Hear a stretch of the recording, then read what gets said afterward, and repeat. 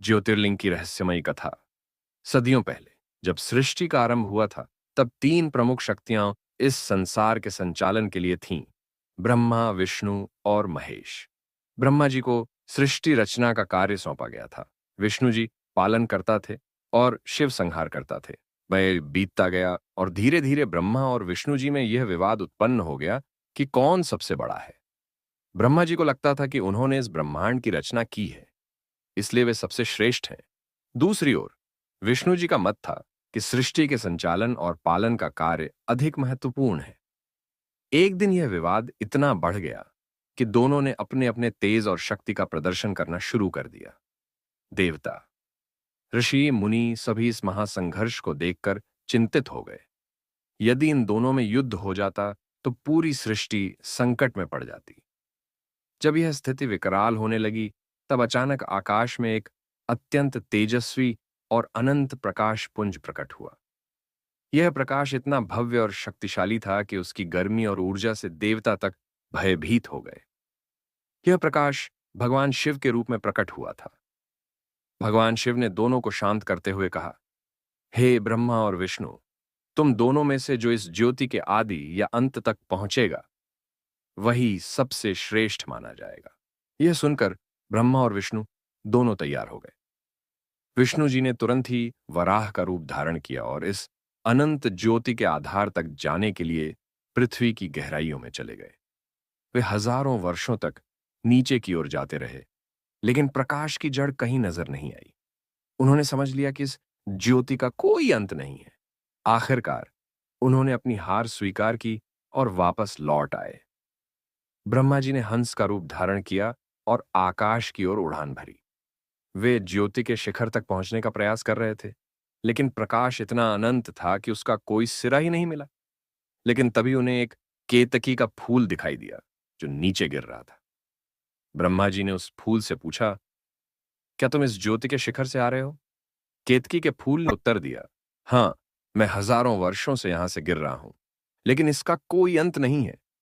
यह सुनकर ब्रह्मा जी ने सोचा, अगर मैं इस फूल को गवाह बना लूं तो मैं विजयी घोषित हो सकता हूं।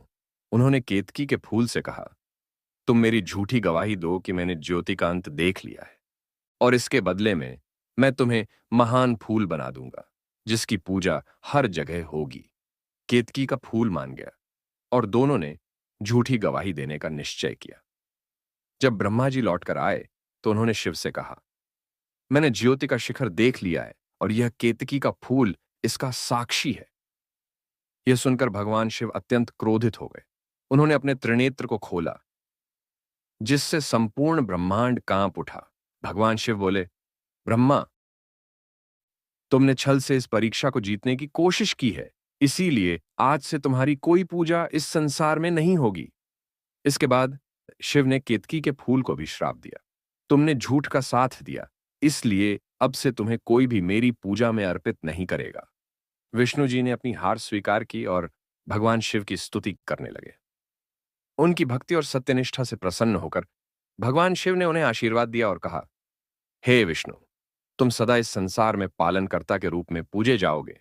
इसके बाद भगवान शिव ने स्वयं को ज्योतिर्लिंग के रूप में स्थापित किया और कहा, मैं इस ज्योति के रूप में सदा इस धरती पर रहूंगा। जो कोई भी इन ज्योतिर्लिंगों के दर्शन करेगा और श्रद्धा से पूजा करेगा, उसके समस्त पाप नष्ट हो जाएंगे और उसे मोक्ष प्राप्त होगा। कथा का संदेश। यह कथा हमें यह सिखाती है कि अहंकार का नाश अवश्य होता है। सत्य और भक्ति ही सच्ची शक्ति है।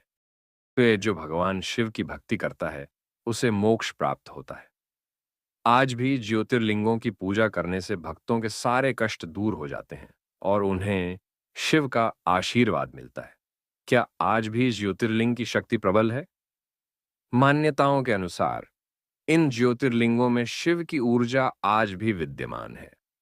भक्तों का मानना है कि जो व्यक्ति सच्चे मन से इन ज्योतिर्लिंगों के दर्शन करता है, उसकी सारी मनोकामनाएं पूर्ण हो जाती हैं।